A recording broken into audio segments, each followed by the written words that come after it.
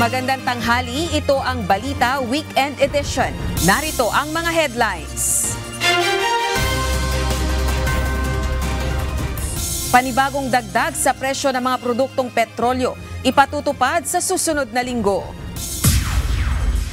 49% ng mga Pilipino itinuturing ang sarili na mahirap batay sa resulta ng pinakabagong SWS survey. Bayanihan sa Estero, inilunsad ng pamahalaan upang tugunan ang problema sa pagbaha. 23 estero sa Metro Manila pagtutulungang linisin ng ilang ahensya ng gobyerno. At Oplan Stop, Plate and Go, inilunsad ng Department of Transportation at Land Transportation Office para sa mabilis na distribusyon ng mga plaka ng motorsiklo. Abiso po sa mga motorista, panibagong oil price hike ang posibleng ipatupad na naman ng mga kumpanya ng langis sa susunod na linggo. Base sa resulta ng ilang araw na oil price trading sa international market, maaaring tumaas ng piso hanggang piso at 20 sentimos ang kada litro ng diesel, habang nasa piso at 70 sentimos hanggang piso at 90 sentimos ang posibleng maging dagdag sa kada litro ng gasolina. Samantala, 80 sentimos hanggang piso naman ang pwedeng maging increase sa kerosene. Ilan sa mga dahilan sa pagtaas ng presyo ng langis ay ang tariff deal ng Amerika sa European Union. Gayon din ang inaasahang pagtaas ng demand sa gasolina sa US. Gayon din ang sanction sa Russian oil at issue sa supply ng diesel.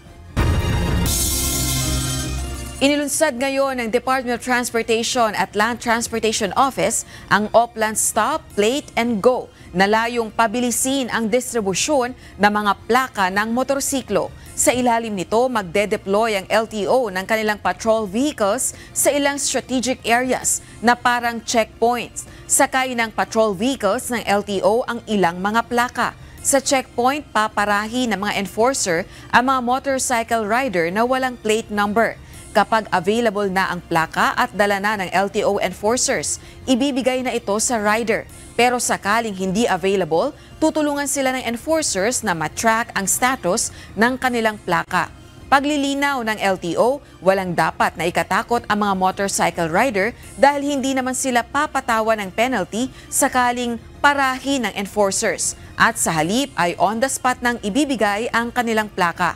Ayon sa LTO, unang isasagawa ang Oplan Stop, Plate and Go sa Metro Manila, Central Luzon at Calabarzon na siyang may pinakamaraming bilang ng motorcycle plates. Inaasahang magpapalakas sa ekonomiya ng Calabarzon Region ang itatayong Luzon International Container Terminal sa Bawan, Batangas. Ayon sa Department of Transportation at Philippine Ports Authority, ito ang magiging ikalawang pinakamalaking container terminal sa bansa na inaasahang lilikha ng libu-libong trabaho sa rehiyon. Ito ang balita ni Lynette Bahe.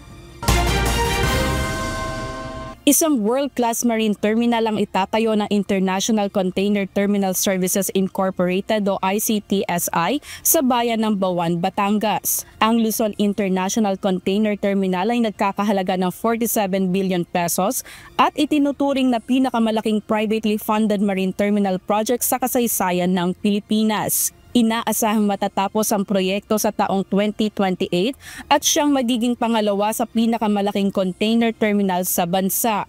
So, next to Manila International Container Terminal, ito na yung pangalawang pinakamalaki. No? So, napaka-importante nito, gagong-gago na sa Calabarzon area. Kasi alam naman natin, itong Calabarzon, ito ang ating industrial capital, no, ng Pilipinas. Nandito lahat ng mga factory, marami sa mga factory natin nandito, marami sa mga manufacturing natin nandito.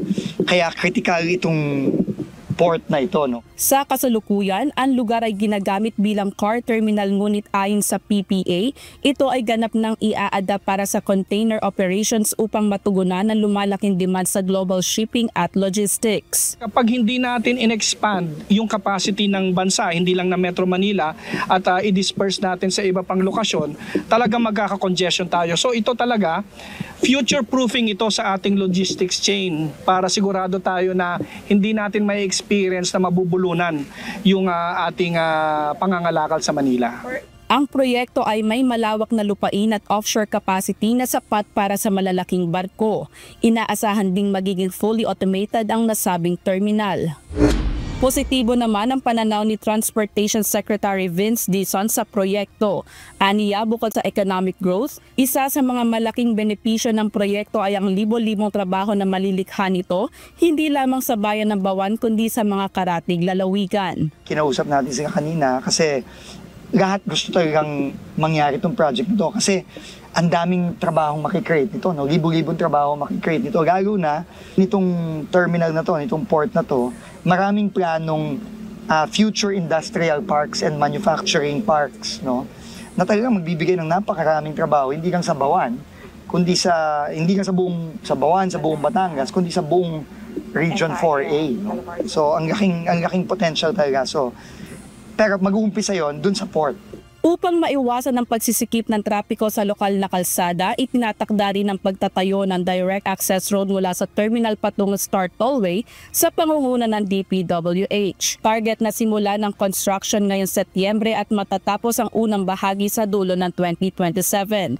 Sa pagsasakatuparan ng proyekto, inaasahang mas lalakas ang kakayahan ng bansa sa pandaigdigang kalakalan. Lineth Bahe, UNTV News and Rescue. Diyos ang aming sandigan, serbisyo publiko ang aming pinahahalagahan. Mas mabilis na ang biyahe ng mga motorista at commuter mula sa San Pedro, Laguna papuntang Metro Manila. Ito'y matapos na buksan sa mga motorista kahapon ang South Luzon Expressway o SLEX Interchange San Pedro northbound exit. Makakatulong ito hindi lamang sa pagbawas sa mabigat na daloy ng mga sasakyan, pati na rin sa pagpapalago ng ekonomiya ng lalawigan ng Laguna, partikular sa lungsod ng San Pedro. This is one of the most modern interchange along the south ito sa mga tollways. Kailangan ng ating mga kababayan para mas mapabilis ang pagbibiyahe at idulot po ang kabutihan ng ekonomiya natin dito. Mabilis na makakapasok ang mga turista sa lalawigan ng Laguna. Gusto mo nating paunlarin, itampok at ipagmalaki ang turismo ng 30 o 24 municipalities, 6 cities ng lalawigan ng Laguna.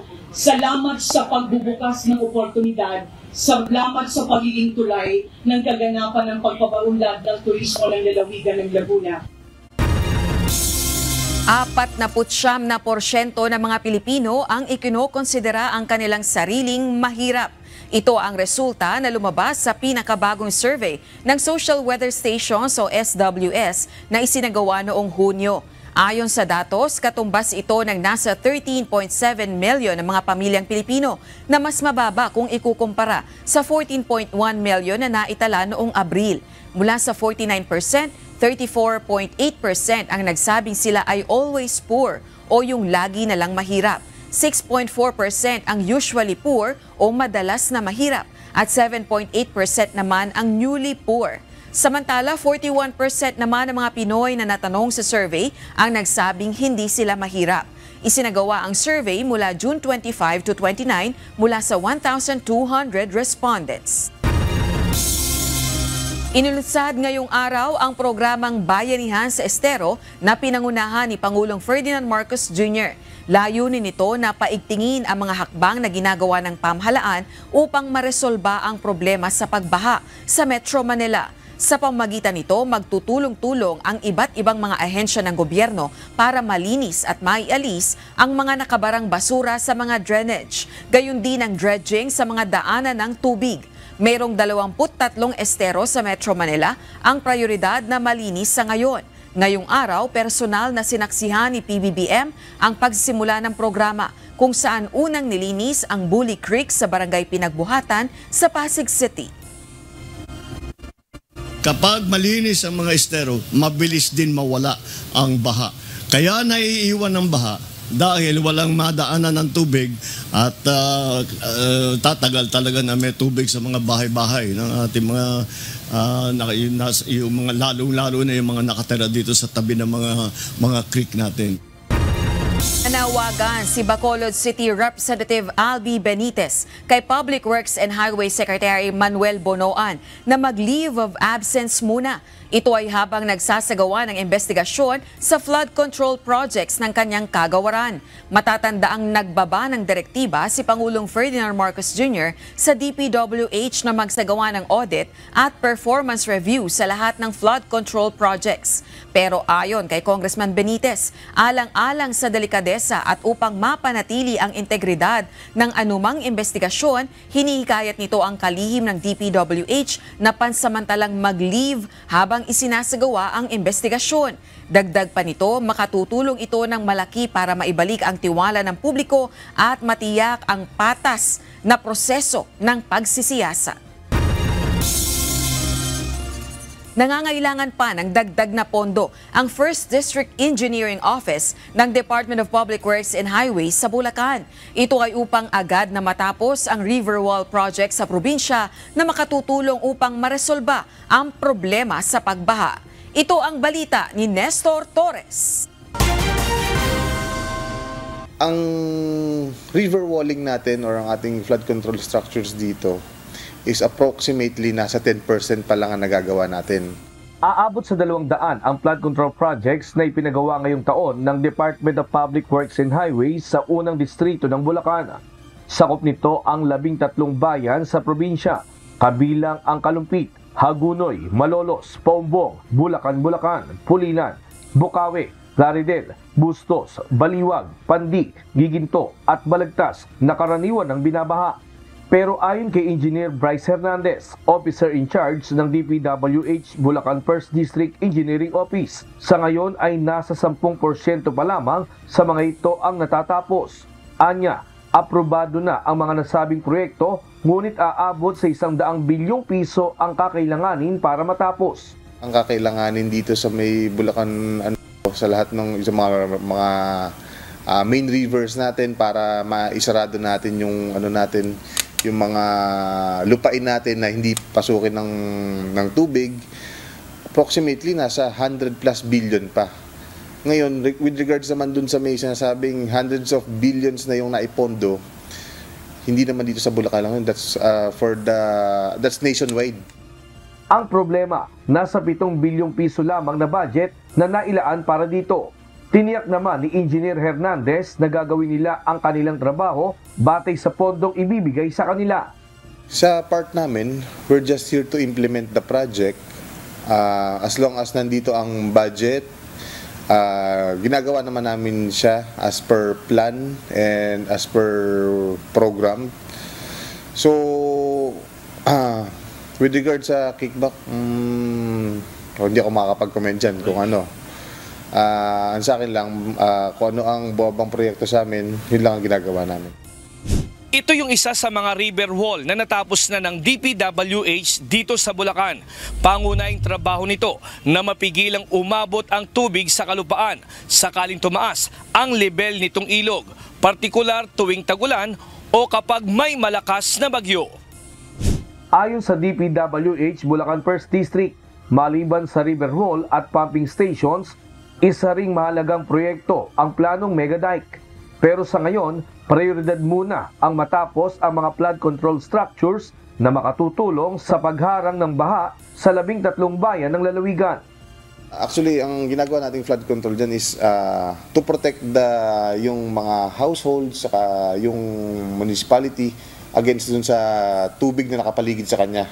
Ang ginagamitan sa kanya, nagkakaroon tayo ng river wall, then eventually, meron din naman tayo mga ongoing na pumping station para yung mga tubig naman na nandun sa may ini-enclose natin, sa looban na yun, is may pump out pabalik ng ilog.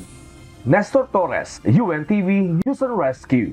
Diyos ang aming sandigan, serbisyo publiko ang aming pinahahalagahan. Matapos ang magkasunod na pananalasa ng bagyo at pinalakas na habagat, isinailalim na sa state of calamity ang mga bayan ng Tuba at La Trinidad sa lalawigan ng Benguet. Samantala, nananatili namang mataas pa rin ang presyo ng ilang gulay sa La Trinidad sa kabila ng inaasahang price freeze. Ito ang balita ni Grace Doctolero.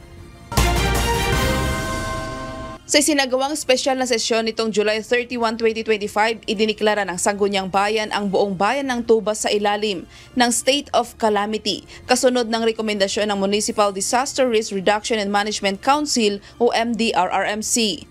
Ayon sa ulat ng MDRRMC, matinding pinsala ang iniwan ng magkakasunod na bagyong Krising, Dante at Emong na lalong pinalala ng hanging habagat.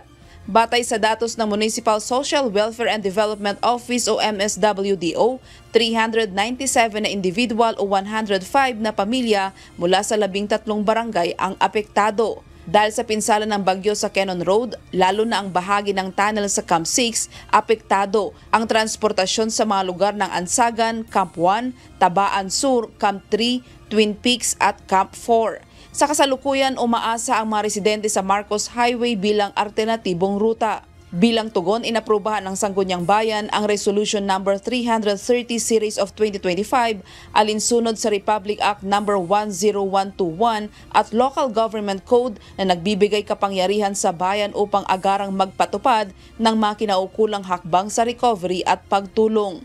Samantala, idiniklara naman ng pamahalaang bayan ng La Trinidad ang state of calamity matapos ang tuloy-tuloy na pag-ulan na nagpaapaw sa Balili River dahilan para lumubog sa baha ang mga taniman at maging dahilan ng pagkasawi ng 2 tao.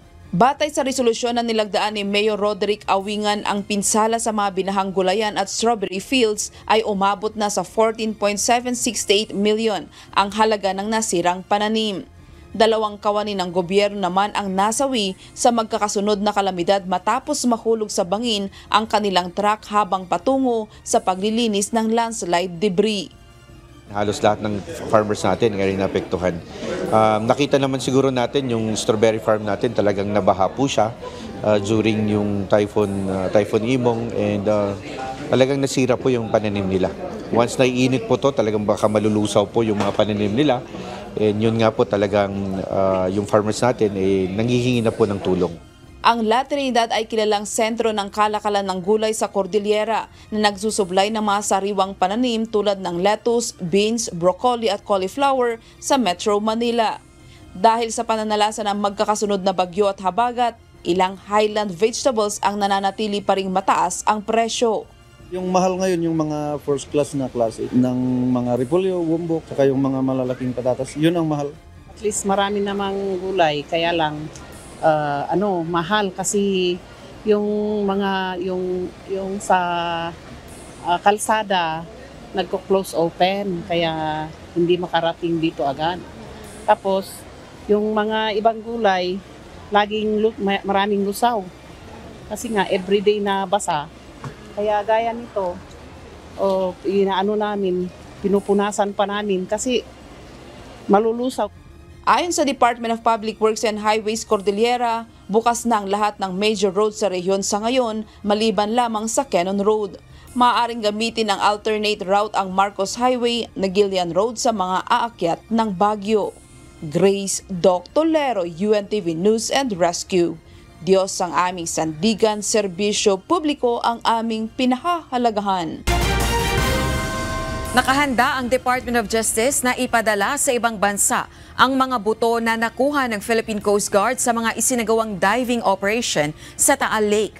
Ito ang tugon ng kagawaran dahil may mga butong hindi makuhanan ng DNA dahil sa matagal ng pagkababad sa tubig. Ito ang balita ni Benedict Samson. Hindi madali at mahabang proseso ang pangangalap ng ebidensya sa kaso ng missing sa Bungeros. Ayon kay Justice Secretary Crispin Remulla, premature ang sinabi ng Philippine National Police na wala na umanong DNA na nakuha sa mga buto sa Taal Lake dahil sa matagal na umanong pagkakababad sa tubig. Sabi ko nga isa process Porque ba sa unang buto, wala ilang daang buto na ba nakukuha? Hindi pa it's premature to say anything of that nature. They will not talk again. Hindi na sila magsasalita tungkol dyan. Ayon pa sa kalihim, nakahanda rin silang humingi ng tulong sa bansang Japan para sa advanced technology sa pagkuha ng DNA sample sa mga buto. Kasi kailangan natin ng iba pang advanced techniques pa. Siyempre, naman tayo, minsan behind talaga tayo sa ganyang techniques. So we're going through all the help that we can use all the help that will be given to us. Basta organisado, scientifico, at may maunawaan ng korte at maunawaan ng mga scientista ang mga sasabihin ng ating mga forensic technicians. Kung kinakailangan ipadala sa ibang bansa upang tingnan, padadala natin. Wala tayong titipilin dito. Napakahalaga ng kasong to. Samantala, nagpapasalamat naman ang DOJ sa Philippine Coast Guard sa isinasagawa nitong technical diving upang makuha ang mga buto. Salamat kami sa Coast Guard kasi malaking bagay na they do the technical dives. Kasi napakahirap na gawain yan. It's not easy to be doing what they're doing. Diving in fresh water na ganun kalalim.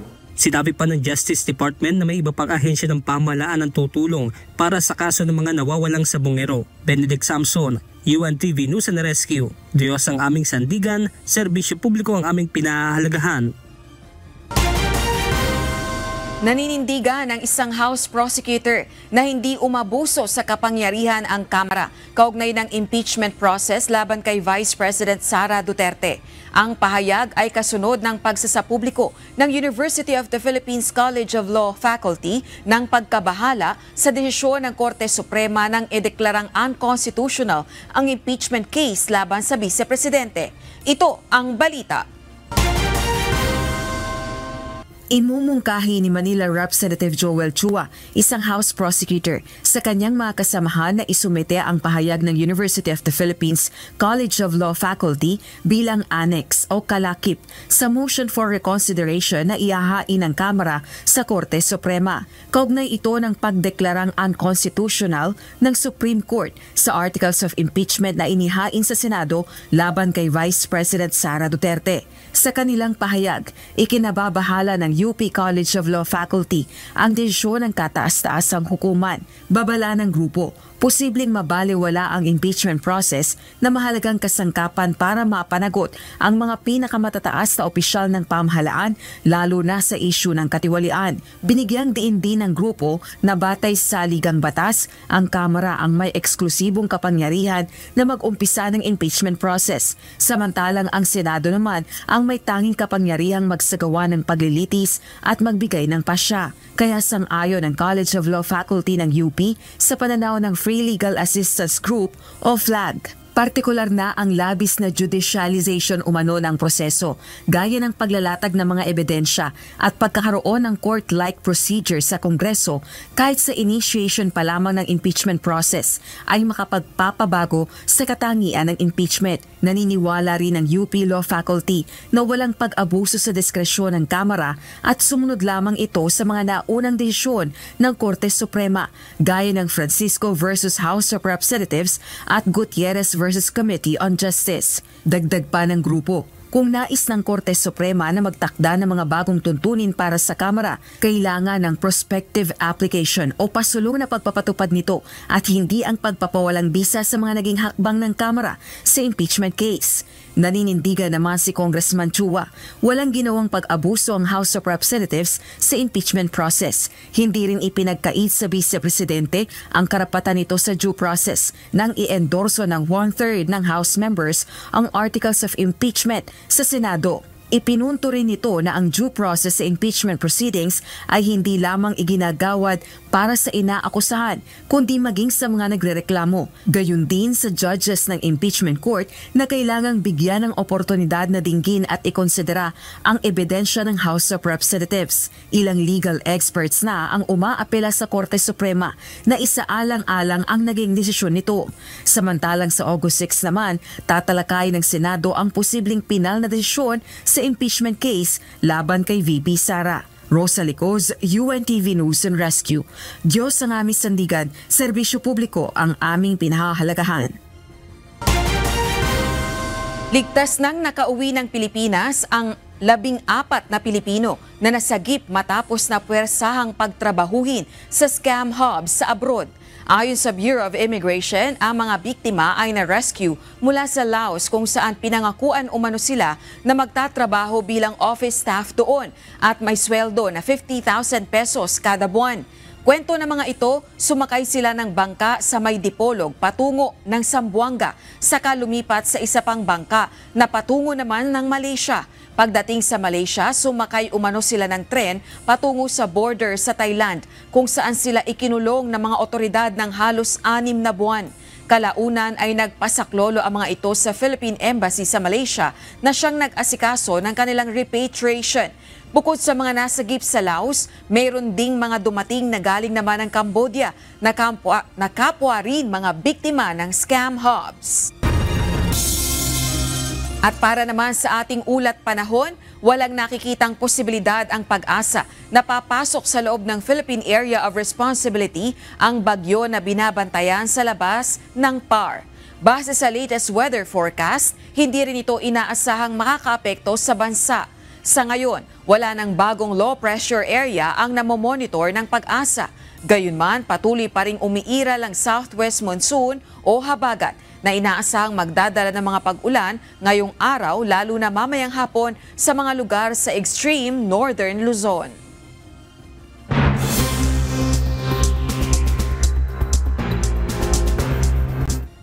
Sa kabila ng mga hakbang ng pamahalaan ay hindi pa rin lubusang tumitigil sa panloloko ang ilang illegal recruiter na nambibiktima ng mga Pilipinong nagnanais magtrabaho sa ibang bansa.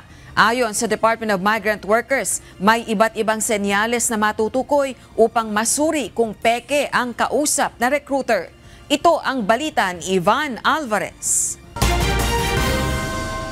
Parami ng parami ang mga illegal recruitment agency na naipasasara ng pamahalaan sa bansa. Ayon kay Department of Migrant Workers Secretary Hans Leo Kakdak, record-breaking na ang kanilang mga isinasagawang closure operation. But last year we broke the record. We had the most ever number of illegal recruitment closures at 15, and this year midway point pa lang 28 na. Bunsod nito, nagpaalala ang ahensya na maging matalino pagdating sa pakikipag-ugnayan sa mga taong nag-aalok ng di umano'y magandang trabaho sa ibang bansa. Pagbibigay diin ni DMW Secretary Kakdak kung tanging travel visa lamang ang inaasikaso nito habang humihingi ng napakalaking placement fee. Senyalis na agad ito ng anomalya. Yung recruiter, kapag hindi work visa, yan ay isang indikasyon na illegal recruiter. At pangalawa, yung nananaga ng malaking halaga ng pera is another sign na illegal recruiter ang kausap. Kasi yung mga legit na recruiter, regulated yung placement fees na dapat nilang singilin. Hindi rin inirerekomenda ng kagawaran ang pagtangkilik sa mga online recruitment dahil malaki ang posibilidad ng scamming sa mga ganitong platform. Bunsod nito, kailangang magdoble ingat kapag nakakakita ng mga job postings sa social media. So the more online, if it is online recruitment, huwag papatulan. Kung yung kaharap mo na nagre-recruit sa'yo, pagdududahan mo, mas lalo na kung online na hindi mo nakikita yung kausap mo. Dagdag pa ng kalihim, senyales rin ang pagmamadali ng mga papeles upang agad na mapalabas ng bansa ang nalokong job applicant. Samantala, siniguro naman ng kagawaran na patuloy ang kanilang actual at digital surveillance sa mga hinihinalang nagsasagawa ng ganitong klase ng panluloko. Habang makikita naman sa kanilang website ang listahan ng lahat ng lisensyadong recruitment agency na kasalukuyang may operasyon sa Pilipinas. Ivan Alvarez, UNTV News and Rescue. Diyos ang aming sandigan, serbisyo publiko ang aming pinahahalagahan. Ipinag-utos ni US President Donald Trump na iposisyon na ang 2 nuclear submarine ng Amerika bilang tugon sa pahayag ni former Russian Prime Minister Dmitry Medvedev. Naniniwala naman ang ilang security analysts na ang hakbang na ito ni Trump ay salita lamang, ngunit hindi nangangahulog ang kikilos na nga ang US military laban sa Russia. Sa kanyang pahayag, ipinagmalaki ni Medvedev kay Trump ang nuclear capabilities ng Russia na nagsimula pa noong Soviet era. Banta ni Trump, dapat ay maghinay-hinay sa pagbanggit ng mapang-udyok na pananalita ang Russian official. Muling tumanggi si dating South Korean President Yoon Suk-yeol na humarap sa mga investigador kaugnay ng kasong isinampa laban sa kanya sa pagdeklara niya ng martial law noong nakaraang taon. Hindi lang basta pagtanggi kundi hinubad nito ang kanyang prison uniform at saka humiga sa sahig ng kanyang piitan. Nangyari ito noong Biyernes nang ipag-utos ng kanyang katunggali na si President Lee Jae-myung na sunduin na si Yoon dahil 2 beses na itong hindi humaharap sa paglilitis. Inalis sa pwesto ni US President Donald Trump si Dr. Erica McEntarfer, ang Commissioner ng Bureau of Labor Statistics dahil sa umunoy pagmamanipula sa employment statistics ng bansa. Ayon kay Trump, binabago ng naturang opisyal ang bilang ng buwan ng job reports dahil sa politika.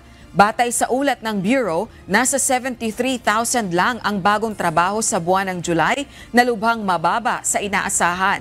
Ayon kay Trump, sinadyang pababain umano ang employment statistics para sirain ang kanyang imahe at bahiran ang reputasyon ng mga kapwa niya Republican.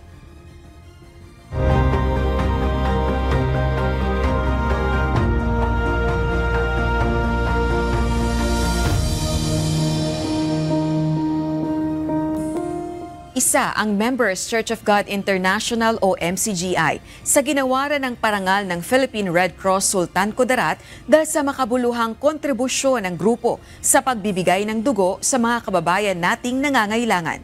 Ito ang balita ni Marie Perejón.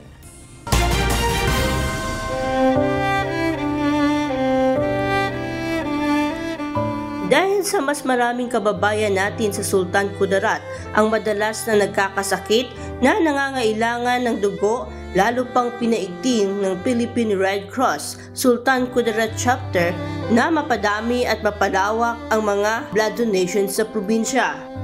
That blood is a medicine that cannot be manufactured. Pag tayo po ay nangailangan ng dugo, wala tayong iba mapupuntahan at mapukunan kundi isang healthy blood donor. So ang kahalagan po ng pag-init ng dugo, we really have to maximize yung ating blood donation program kasi po kailangan natin ma-secure na bawat nangangailangan ng dugo, nabibigyan natin ng blood donation. Isa ang Members Church of God International o MCGI sa masigasig sa advokasiyang ito. Kaya isa ito sa binigyang pagkilala ng Philippine Red Cross. Of recognition as outstanding organization in blood donation is also awarded to Members Church of God International, Bacolod City. Kasama ang MCGI sa ibang government at non-government organization na tumanggap ng pagkilala sa 2025 Blood Donors and Stakeholders Awarding Ceremony nitong July 31, 2025 na ginanap sa Sangguniang Panlalawigan Hall sa Provincial Capital ng Isulan, Sultan Kudarat. Una po sa lahat, nagpapasalamat tayo sa Diyos sa award na tinanggap ng MCGI. Salamat sa Diyos na ito ay masaya sa kalooban na nakabahagi po tayo sa pagtulong sa kapwa na makapag-donate ng dugo at makatulong sa ating mga kababayan. Sa mga blood donors po natin, sana po hindi ko kayo magsawang magbigay tulong. Sana po walang sawa ang inyong pagbibigay ng dugo para sa nangangailangan ng dugo. Kasabay ng pagpapasalamat ay ang kahilingan ng Philippine Red Cross lalo na sa MCGI upang mas mapalawak pa ang blood donations para sa mas marami pang matulungan. Nagpapasalamat kami sa MCGI considering that they are a very long partner po ng Philippine Red Cross in terms of blood program. So sa mga partner po natin from MCGI, we appreciate your effort na makapag-organize ng quarterly blood donation. Mas maganda po na matulungan niyo po si Philippine Red Cross to encourage more young people, more members ng MCGI and the community na makapag-organize tayo ng bloodletting activity nang sa ganun po, hindi lang po ng mga yung tulong po na naibibigay ni MCGI is mapalawak po natin para po sa mga tao na ngailangan ng dugo. So yung dugo ng MCGI po, hindi lang po ninyo alam kung kani-kanino pang pamilya yung nabubuo natin, nabibigyan natin ng panibagong umaga is because of the blood that we have donated. So maraming salamat. Marie Perejón, UNTV News and Rescue. Diyos ang aming sandigan, serbisyo publiko ang aming pinahahalagahan. Narito naman ang salita ng Diyos na ating sandigan mula sa aklat ng Hebreo 14:13 na nagsasabi, sapagkat ang laman ay nagnanasa ng laban sa espiritu. At walang anumang nilalang na hindi nahahayag sa kanyang paningin, ngunit ang lahat ng mga bagay ay hubad at hayag sa harapan ng mga mata niyaong ating pagsusulitan.